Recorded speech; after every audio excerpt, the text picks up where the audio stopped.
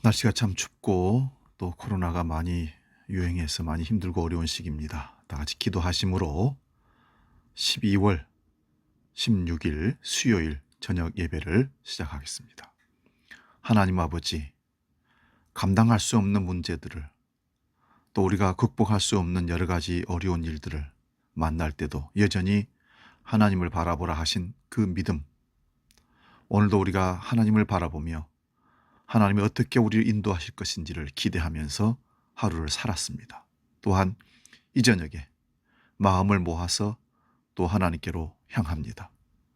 대림절 셋째 주를 지나가는 이 시간에 주님을 간절히 사모하는 영혼들에게 성령으로 임하여 주셔서 참된 수요 저녁 예배가 일어날 수 있도록 역사하여 주시옵소서.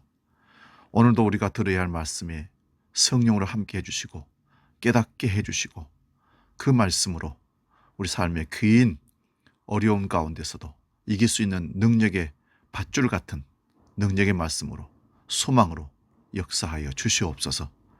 가정과 교회들을 붙들어 주시고 하나님 앞에 늘 무릎 꿇는 자, 믿음으로 간구하며 나아가는 자, 주님을 사모하고 기다리는 자에게 만나 주시고 응답으로 역사하여 주옵소서.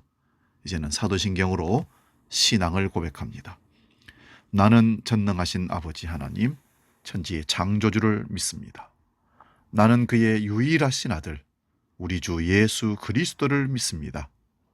그는 성령으로 잉태되어 동정녀 마리아에게서 나시고 본디오 빌라도에게 고난을 받아 십자가에 못 박혀 죽으시고 장사된 지 사흘 만에 죽은 자 가운데서 다시 살아나셨으며 하늘에 오르시어 전능하신 아버지 하나님 우편에 앉아 계시다가 거기로부터 살아있는 자와 죽은 자를 심판하러 오십니다. 나는 성령을 믿으며 거룩한 공교회와 성도의 교제와 죄를 용서받는 것과 몸의 부활과 영생을 믿습니다. 아멘. 오늘 우리에게 주시는 말씀은 신약성경 마태복음 24장 15절에서 22절까지 말씀입니다. 신약성경 41면에 있습니다. 마태복음 24장 15절에서 22절까지 말씀 봉독할 때 살아계신 주님의 음성을 들으시기 바랍니다. 마태복음 24장 15절에서 22절 봉독합니다. 그러므로 너희가 선지자 다니엘이 말한 바 멸망에 가증한 것이 거룩한 곳에 선 것을 보거든 읽는 자는 깨달을진저 그때에 유대에 있는 자들은 산으로 도망할지어다. 지붕 위에 있는 자는 집 안에 있는 물건을 가지러 내려가지 말며 밭에 있는 자는 겉옷을 가지러 뒤로 돌이키지 말지어다. 그날에는 아이벤 자들과 젖먹이는 자들에게 화가 있으리로다. 너희가 도망하는 일이 겨울에나 안식일에 되지 않도록 기도하라. 이는 이때에 큰 환란이 있겠음이라. 창세로부터 지금까지 이런 환란이 없었고 후에도 없으리라. 아멘. 오늘 봉독한 이 말씀으로 마태복음 강해 147번째 멸망에 가증한 것, 이런 제목으로 말씀을 상고하고 은혜를 나눕니다. 멸망에 가증한 것. 마태복음 24장이나 요한계시록을 읽을 때 여러분의 느낌은 어떻게 느껴집니까? 저는 어릴 때 휴거 이야기, 7년 대환란에 대한 얘기를 많이 듣고 무서웠던 적이 참 많았습니다. 어른들은 평소에 신앙생활 열심히 하지 아니하면 휴거되지 못하고 그렇게 되면 대환란을 당하는데 그 환란에서 순교하지 아니하면 구원받지 못한다는 내용을 어려서부터 우리들에게 가르쳐 왔습니다. 이런 종말론을 세대주의적인 종말론이라고 합니다. 우리가 대부분 이런 종말론에 익숙해 있고 이 종말론을 배워왔습니다. 그래서 휴거라는 책이 나왔을 때 베스트셀러가 되었고 영화까지 만들어진 것입니다. 그런 영향들로 인하여 이런 말씀을 받을 때, 들을 때 두려움이 찾아옵니다. 버려지면 어떻게 할까? 우리 식구들 다 가는데 나만 못 들어가면 지옥 가면 어떻게 될까? 이런 두려움이 막연히 찾아옵니다. 그러나 하나님의 은혜로 예수님을 믿는 성도라면 이런 말씀들이 기쁨과 소망이 됩니다. 왜냐하면 이 세상이 끝이 있구나 느껴지기 때문에 감사하며 소망이 생기는 겁니다. 이제 주님의 얼굴을 얼굴로 뵐 수 있겠구나. 이런 설렘이 있어야 사랑하는 신랑을 기다리는 신부의 그리스도인의 모습입니다. 우리 대림절 셋째 주를 지나가면서 오늘 말씀이 주님을 향해서 설렘이 있는가라는, 정말 종말을 기다리고 있는가라는 물음이 우리에게 또 던져지기도 합니다. 그런데 두려움이 있다는 것은 무슨 말씀이겠습니까? 준비가 안 됐다는 말씀이겠죠. 왜 두려움이 있는가 생각해 보았습니다. 다른 복음을 믿었기 때문에, 다른 복음을 배웠기 때문입니다. 대부분 교회에 나오는 사람들은 내가 구원을 받고 싶은데 어떻게 하면 되느냐, 그런 마음을 갖고 교회를 찾아옵니다. 이때 성경을 가르친다고 하는 목회자들이 예수 그리스도의 십자가의 다 이루심을 복음으로 전하면 되는데, 인간의 어떤 율법적인 행위나 선행이나 교회에 대한 충성도로 구원을 얻고 상급받는 것이라고 전합니다. 오직 십자가의 은혜만 전하면 되는데 다른 복음을 전했다는 것입니다. 목사가 세상적인 목회 성공에 마음을 두고 있기 때문에 다른 복음을 전하게 됩니다. 그 결과 사람들의 열심을 끌어내기 위해서 환란에 들어가지 않고 천국에 바로 가는 방법론을 종말론을 통해서 가르쳤기에 이런 말씀들이 우리에게 두려움으로 오는 것이라 합니다. 열심히 안 해서 못 가면 어떡하지? 새벽기도 안 나가서 주일 성수 못 해가지고 성경을 안 읽어서 지옥 가면 어떡하지? 막연한 두려움 속에 종말론을 연결시켜서 가르쳐서 우리가 그 말을 들으면 두렵게 된다는 것입니다. 지난주 말씀은 종말의 시작과 끝에 대한 말씀을 드렸습니다. 종말이라는 것이 묵시적으로 한순간이지만 이 역사 속에서 감지하는 종말의 시작과 끝이 분명히 있습니다. 그 시작은 예수 그리스도의 초림이며 그 끝은 예수 그리스도의 재림이라고 말씀드렸습니다. 그 사이에 살고 있는 우리가 복음이 땅끝까지 증거되는 시간들로 활용하는 것입니다. 물론 복음이 증거되는 것을 세상에 싫어하기에 온 세상이 복음 전한 자들을 환란에 넘겨준다고 성경은 말씀합니다. 이뿐만 아니라 이 세상 자체가 영원히 살 곳이 되지 못함을 온갖 재난과 재앙들이 일어나는 곳으로 예수님께서 말씀하셨습니다. 이 세상은 곧 흔들리고 넘어지고 파괴되고 타버릴 것이고, 그러므로 우리가 영원히 사는 세상이 아니라고 말씀하시는 겁니다. 오늘 본문 15절을 봅니다. 그러므로 너희가 선지자 다니엘이 말한 바 멸망에 가증한 것이 거룩한 곳에 선 것을 보거든 읽는 자는 깨달을진저. 3절에서 제자들이 세상의 종말이 언제 일어날 것이며 또 그 징조가 무엇이냐고 예수님께 물었습니다. 제자들이 이렇게 물은 이유는 예수님께서 예루살렘의 성전이 돌 위에 돌 하나 남지 않고 다 무너질 것이라고 하셨기 때문입니다. 제자들이나 이스라엘 백성이라면 성전의 무너짐은 세상의 종말로 생각하고 보는 것입니다. 그런데 예수님은 그것이 끝이 아니라 복음이 땅끝까지 증거되어야 한다 하셨습니다. 그러면서 종말의 징조를 말씀하십니다. 종말의 징조는 먼저 예루살렘의 성전이 무너지는 것입니다. 그 성전이 무너지는 징조가 선지자 다니엘이 말한 바 멸망에 가증한 것이 거룩한 곳에 선 것을 볼 때라고 하십니다. 여기 멸망에 가증한 것이란 우상을 말합니다. 우상. 그리고 거룩한 곳은 성전입니다. 이런 말씀을 읽는 자는 깨달을 것이라고 합니다. 다니엘서 9장 27절 한번 볼까요? 그러면 그가 장차 많은 사람들과 더불어 한 이레 동안의 언약을 굳게 맺고 그가 그 이레의 절반의 제사와 예물을 금지할 것이며 또 포악하여 가증한 것이 날개를 의지하여 설 것이며 또 이미 정한 종말까지 진노가 황폐하게 하는 자에게 쏟아지리라 하였느니라 하니라. 다니엘서 11장 31절과 다니엘서 12장 11절에서도 멸망에 가증한 것이라는 말씀이 계속 나옵니다. 멸망에 가증한 것이 성전에 선 것에 대한 계시를 받은 다니엘이 어떤 상황에서 그런 계시를 받았는지를 우리가 살펴봐야 됩니다. 다니엘은 소년 때 바벨론의 포로로 잡혀간 소년입니다. 바벨론의 포로로 잡혀가 있는 중에 예레미야 선지자가 예언한 70년의 비밀을 깨달았습니다. 바벨론 포로에서 70년 만에 돌아온다는 내용을 다니엘이 깨닫고 알고서는 회개 기도를 합니다. 포로에서 돌아온다는 비밀을 알고 회개 기도를 하는데 새로운 계시가 임하게 됩니다. 그리고 다니엘서 9장 3절에서 19절을 보면 읽지 않겠지만 내용을 말씀드립니다.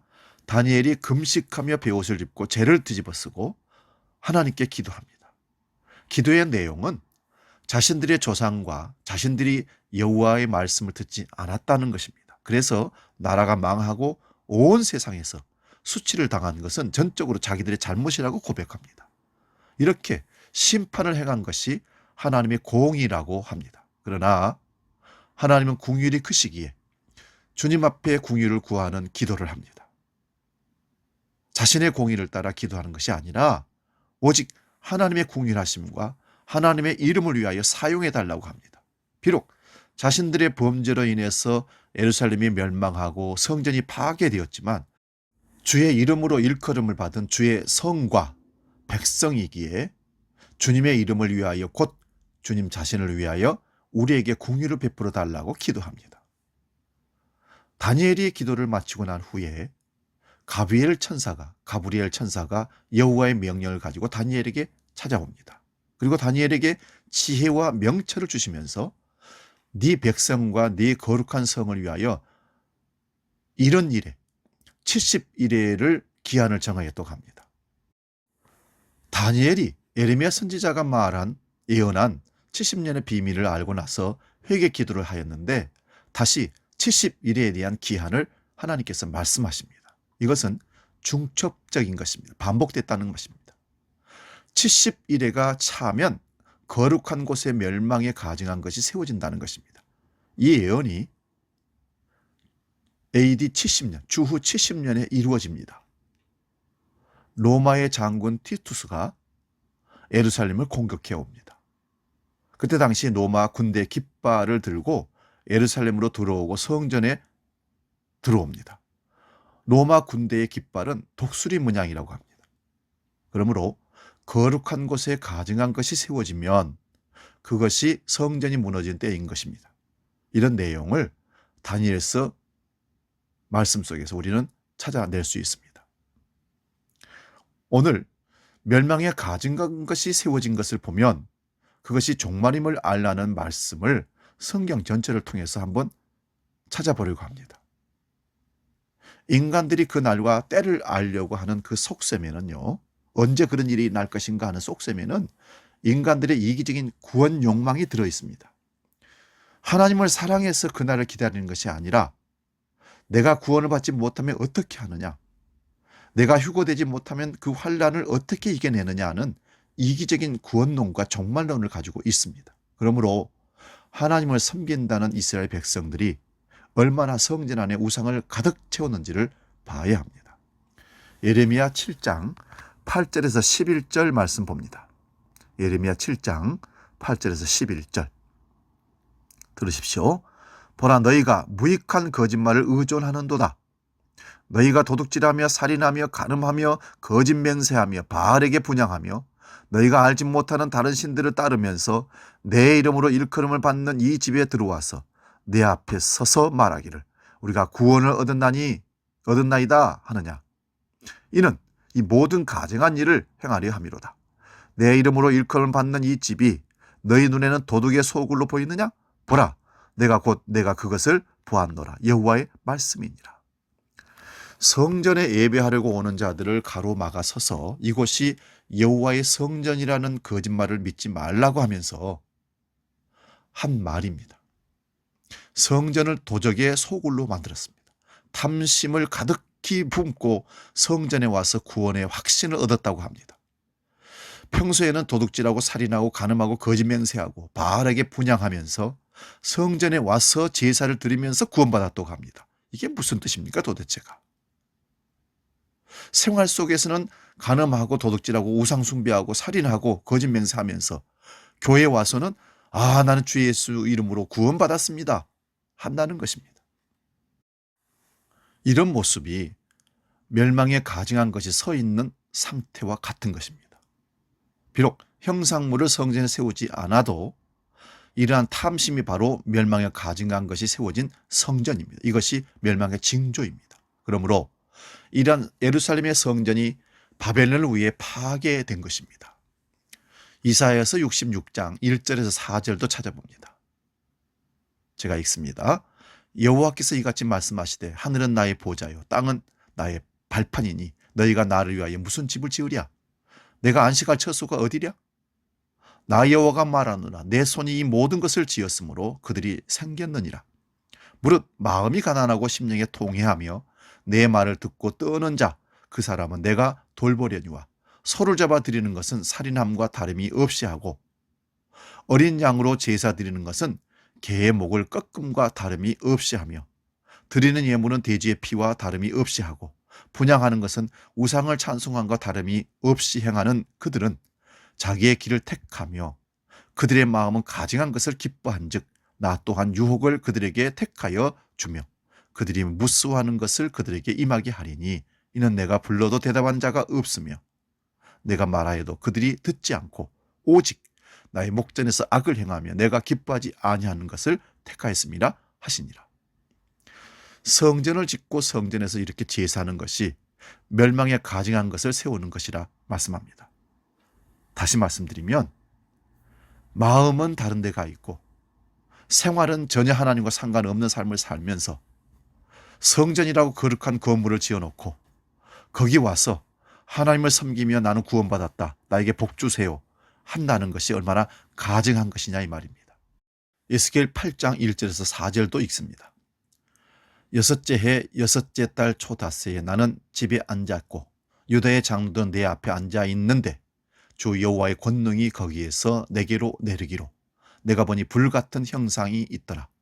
그 허리 아래의 모양은 불 같고 허리 위에는 광채가 나서 단쇠 같은데 그가 손 같은 것을 펴서 내 머리털 한 모숨을 잡으며 주의 영이 나를 들어 천지 사이로 올리시고 하나님의 환상 가운데 나를 이끌어 예루살렘으로 가서 안뜰로 들어가는 북향한 문에 이르시니 거기에는 질투의 우상 곧 질투를 일어나게 하는 우상의 자리가 있는 곳이라. 다니엘만 바벨론의 포로로 잡혀간 것이 아니라 예스겔 선지자도 포로로 잡혀간 사람입니다. 예스겔 선지자가 주의 영에 사로잡혀 환상 중에 예루살렘과 성전을 보게 됩니다. 예루살렘과 성전에 가증한 것들로 가득한 것을 봅니다. 가증하다는 것은 오늘 본문의 말씀처럼 멸망에 가증한 것, 곧 우상을 말하는 것입니다. 이러한 우상이 예루살렘과 성전 안에 가득합니다. 온갖 우상이 가득한 곳에 70명의 장로가 경배하고 있습니다. 그러므로 여호와께서 그 땅을 버리신다고 하신 겁니다. 에레미야 선지자, 다니엘 선지자, 예스겔 선지자가 공통적으로 말하는 내용은 예루살렘과 성전 안에 멸망한 가증한 것이 가득 세워져 있다는 말씀입니다. 이러한 우상들로 인해서 예루살렘이 멸망하고 성전이 파괴되었습니다. 그러나 하나님의 약속대로 예레미야 선지자가 예언한 70년이 되어 이스라엘 백성들은 다시 바벨론 포로에서 돌아와 성전을 재건합니다. 그 성전이 바로 재건된 성전이 수르바벨 성전입니다. 이 성전은 참 초라하였습니다. 그리하여 헤롯이 이후에 보암직하게 성전을 다시 재건합니다. 그것이 46년 동안 걸쳐서 계속해서 증축되어서 보암직한 성전이 된 건물을 제자들이 자랑하자 얼마나 아름답습니까? 얼마나 튼튼합니까? 주님! 그랬을 때 예수님은 이 성전이 돌 위에 돌 하나 남지 않고 무너질 것이라고 하셨습니다.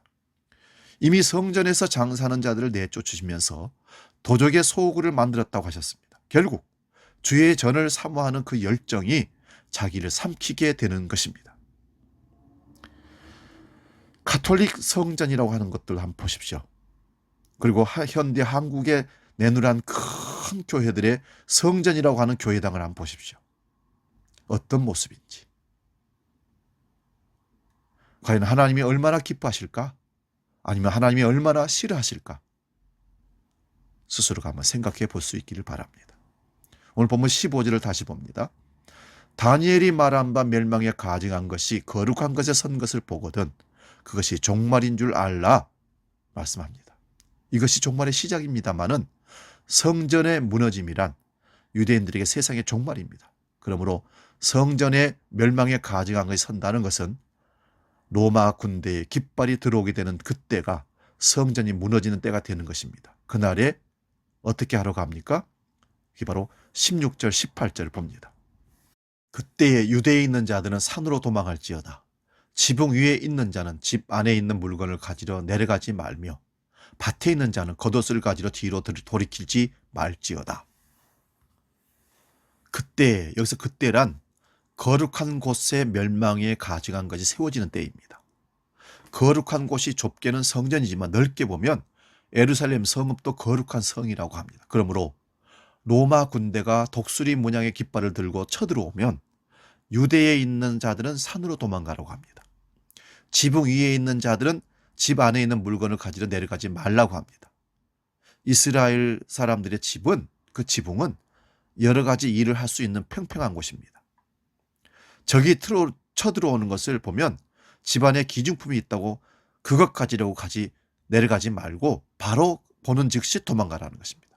또 밭에 있는 자는 겉옷을 가지려고 뒤로 돌이키지 말라고 합니다. 이 무슨 말이냐? 이런 밭을 간다고 한번 생각해 봅시다. 소에게 쟁기를 채워서 밭을 쭉 갑니다. 그런데 농부가 밭 갈기 전에 자기 옷을 출발점에다 벗어놨습니다. 밭을 갈고 쭉 가는데 밭 끝 부분까지 갔는데 멸망에 가증한 것들이 적들이 쳐들어오는 것을 보았습니다. 그러면 농부는 당연히 자기 옷을 가지러 다시 뒤돌아 가지 않겠습니까? 그런데 그 옷 가지러 뒤로 돌아가지 말라는 것이다. 바로 도망을 가도 살기가 힘드니 빨리 도망가라. 그런 뜻입니다. 누가복음 17장 28절에서 32절 말씀 찾아서 읽습니다. 봉독합니다. 또 롯의 때와 같으리니 사람들이 먹고 마시고 사고 팔고 심고 집을 짓더니 롯이 소돔에서 나가던 날에 하늘로부터 불과 유향이 비오듯 하여 그들을 멸망시켰느니라. 인자가 나타나는 날에도 그러하리라. 그날에 만일 사람이 지붕 위에 있고 그의 세간이 그 집 안에 있으면 그것을 가지러 내려가지 말 것이요 밭에 있는 자도 그와 같이 뒤로 돌이키지 말 것이니라. 롯의 철을 기억하라. 예루살렘의 멸망 곧 성전의 무너짐을 세상의 멸망과 함께 말씀하고 있습니다. 누가복음도 마태복음도 예루살렘의 무너짐이 세상의 멸망으로 말씀하고 있는 것입니다. 이런 종말의 때에 롯의 철을 기억하라는 말씀입니다. 롯의 철가 뭡니까? 소돔과 고모라 성이 망할 때 망하는 모습, 타는 모습을 보지 말고 바로 앞만 보고 달리라고 했는데 롯의 처가 가다가 돌아서서 그것을 돌아봄으로, 다시 말하면 자기의 소유와 아까운 것들을 생각했겠죠.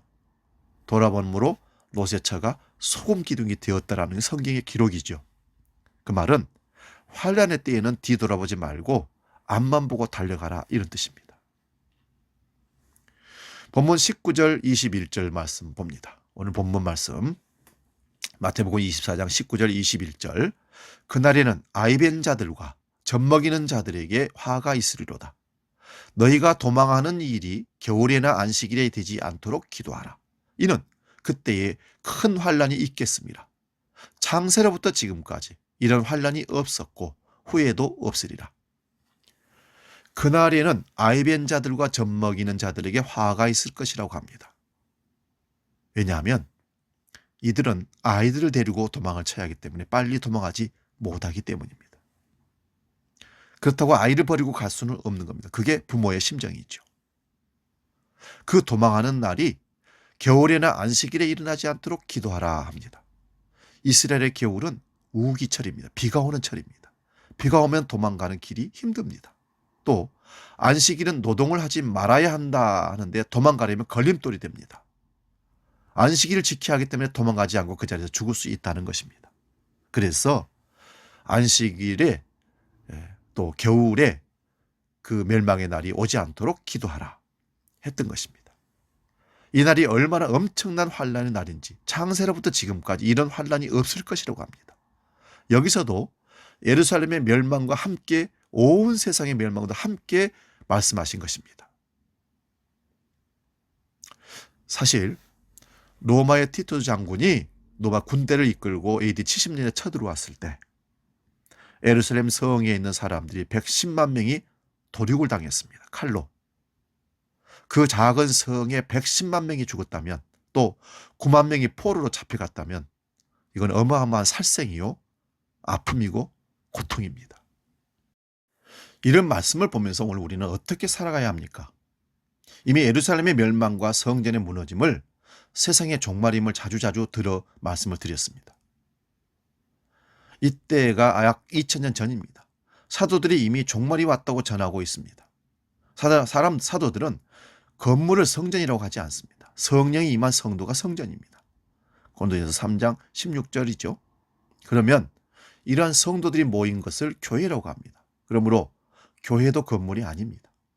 그러면 오늘날 성전이라고 하고 교회라고 하는 것은 성도들의 모임입니다.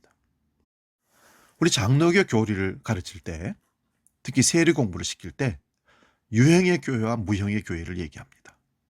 그 중에서 무형의 교회에 대해서 집중하여 가르칩니다. 하나님을 아버지라고 부르고 예수 그리스도를 그리스도, 메시아라고, 구원주라고 부르는 사람들의 모임이 교회라고 얘기했습니다. 보이는 건물을 우리는 교회라고 얘기하지만 그거는 예배당입니다. 처소입니다. 성도들의 모임이 성전인데 그 성전 안에 멸망에 가증한 것이 세워져 있는 것을 본다면 어떻게 해야 됩니까? 멸망에 가증한 것이 무엇입니까? 우리 골로새서 3장 1절에서 6절을 찾아봅니다. 그러므로 너희가 그리스도와 함께 다시 살리심을 받았으면 위의 것을 찾으라. 거기는 그리스도께서 하나님 우편에 앉아 계시느니라. 위의 것을 생각하고 땅의 것을 생각하지 말라. 이는 너희가 죽었고 너희 생명이 그리스도와 함께 하나님 안에 감추어졌습니다. 우리 생명이신 그리스도께서 나타나실 그때에 너희도 그와 함께 영광 중에 나타나리라. 그러므로 땅에 있는 지체를 죽이라. 곧 음란과 부정과 사욕과 악한 정욕과 탐심이니 탐심은 우상 숭배니라. 이것들로 말미암아 하나님의 진노가 임하느니라. 우리가 그리스도와 함께 다시 살리심을 받았다면 성전입니다. 다른 말로 하면 교회입니다. 이렇게 다시 살리심을 받은 자라면 위의 것을 찾습니다. 위에는 누가 계십니까? 그리스도께서 하나님 우편에 앉아 계십니다. 성도라면 이미 그리스도와 함께 하늘에 앉혀진 자들입니다. 그래서 우리는 우리의 시민권이 하늘에 있는 자라고 했습니다. 그런데도 아직 땅의 것을 찾는다면 그것이 탐심이며 우상숭배입니다. 멸망에 가증한 것이 형상물만이 아니라 탐심입니다. 탐심이라는 우상숭배가 오늘 우리 가운데 보인다면 이런 곳에서 어떻게 해야 됩니까? 뒤에 돌아보지 말고 도망치라는 것입니다. 멸망에 가증한 것이 세워진 곳이라면 뒤도 돌아보지 말고 도망쳐야 한다는 그 말씀이 이렇게 적용될 수 있는 겁니다. 우리 마음의 우상 숭배가 세워져 있고 우리 마음의 성전에, 목사의 마음에, 성도들의 마음속에 그게 있다면 그 사람에게서 돌아서야 됩니다. 요한계시록 18장 1절에서 4절 말씀도 봅니다. 이일 후에 다른 천사가 하늘에서 내려오는 것을 보니 큰 권세를 가졌는데 그의 영광으로 땅이 환하여지더라.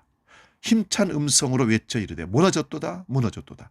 큰 성 바벨론이여 귀신의 처소와 각종 더러운 영이 모이는 곳과 각종 더럽고 가증한 새들이 모이는 곳이 되었도다. 그 음행의 진노의 포도주로 말미암아 만국이 무너졌으며 또 땅의 왕들이 그와 더불어 음명하였으며 땅의 상인들도 그 사치의 세력으로 치부하였도다 하더라. 내가 들으니 하늘로부터 다른 음성이 나서 이르되 내 백성아 거기서 나와 그의 죄에 참여하지 말고 그가 받을 재앙을 받지 말라. 탐심으로 가득한 바벨론에서 빠져나오라고 합니다. 교회도 예수 그리스도의 십자가로 만족하지 못하고 다른 것으로 욕심을 채우려고 한다면 그것은 바벨론입니다. 십자가의 복음으로 예수 그리스도로 채우지 않는 교회는 사실 우상을 섬기는, 탐심을 섬기는, 세상 가증한 것을 가지고 있는 교회라는 것입니다. 예루살렘의 성전도 멸망에 가증한 것, 곧 탐심이라는 우상으로 가득하였기에 무너진 것입니다. 그러므로 오늘 우리가 선자리에 멸망에 가증한 것이 세워진 것을 보셨다면 도망가야 됩니다. 어디로 가야 합니까? 우리 주 예수 그리스도의 십자가 안으로 도망가야 합니다. 세상 탐심이 나를 끌어당긴다면 과감하게 뒤돌아서서 도망쳐서 십자가로 향할 수 있기를 바랍니다. 특정 사람의 가르침으로 피하면 안 됩니다. 특정 교리로, 특정 교회로 피하여 가면 안 됩니다. 죽습니다. 미련하고 어리석은 예수 그리스도의 십자가 안으로 피해야 사는 길이 생깁니다. 내 백성아 거기서 나오라. 주님의 말씀이 들려지기를 간절히 소원합니다. 이제 우리 주님 뜻대로 살기로 했네. 뒤돌아서지 않으리. 우리 복음 찬양하고 기도하고 마치겠습니다.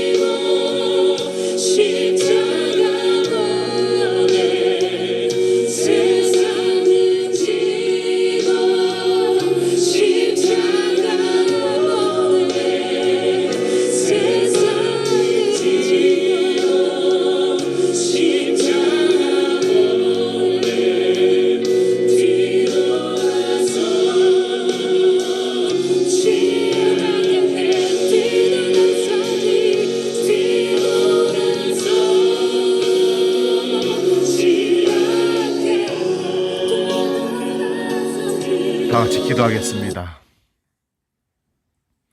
멸망에 가증한 것이 거룩한 것에 선 것을 보거든 뒤돌아서지 말고 도망하라.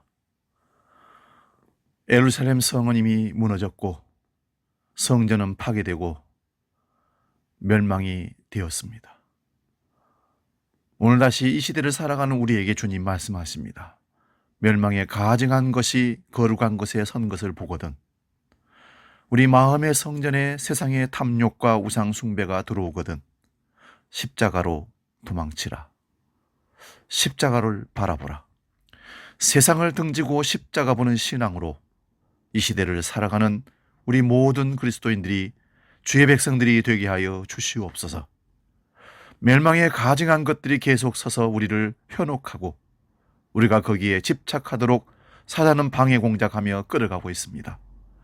주께로 십자가로 마음이 향하지 못하도록 방해하고 유혹하는 사탄 마귀를 영적인 예민함으로 바라보게 하시고 분별해서 돌아서는 과감한 결단력이 있어 십자가와 함께 주님의 재림을 기다리는 믿음의 신앙으로 살아갈 수 있도록 우리를 이끌어 주옵소서. 세상 등지고 십자가 바라보는 신앙, 그 신앙이 오늘 우리에게 절실히 필요한 때가 되었습니다. 영적인 예민함이 둔감해진 이 시대에 그 예민함을 가다듬으로 말미암아 기다리는 참된 재림의 신앙이 우리 가운데 넘치도록 역사하여 주시옵소서. 이 대림절 셋째 주에 다시 한번 우리가 우리 신앙을 돌아보게 하시고 세상 등지고 십자가 바라보는 신앙으로 뒤돌아서지 않는 신앙으로 끝까지 주님 향하여 달려갈 수 있는 결단력이 우리에게 있게 그 믿음을 허락하여 주시옵소서. 이제는 우리 주 예수 그리스도의 은혜와 아버지의 놀라우신 사랑과 성령님의 감동 교제 역사 충만케 하심이 멸망에 가증한 것으로부터 거룩한 곳에서 도망쳐 십자가로 향하기로 결단하며 십자가만 바라보고 재림의 주를 기다리는 신앙으로 가기로 약속하는 모든 주의 권속들 머리 위에 이제로부터 영원히 함께 계시기를 간절히 축원하옵나이다. 아멘.